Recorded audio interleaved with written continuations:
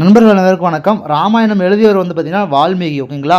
அவர் எழுதின நூலை தான் பார்த்தீங்கன்னா கவி சக்கரவர்த்தி என்று அழைக்கப்படக்கூடிய கம்பர் பார்த்தீங்கன்னா 12ஆம் நூற்றாண்டில் கம்பராமாயணம் அதாவது பார்த்தீங்கன்னா ராம அவதாரம் அப்படிங்கிற பேரில் பார்த்தீங்கன்னா மொழிபெயர்ப்பு செஞ்சுருக்காரு. ஸோ அவர் கம்பர் பார்த்தீங்கன்னா அவர் இயற்றிய ராமாயணத்துக்கு அவர் இட்ட பெயர் என்னென்னு பார்த்தீங்கன்னா ராம அவதாரம். ஸோ அதான் பார்த்தீங்கன்னா கம்ப ராமாயணம் அப்படின்னு அழைக்கப்படக்கூடியது. ஓகேங்களா?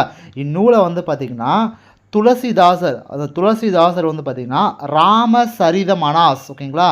ஸோ துளசிதாசர் எதில் மொழிபெயர்த்திருக்காரு? ஹிந்தியில் மொழிபெயர்த்திருக்காரு.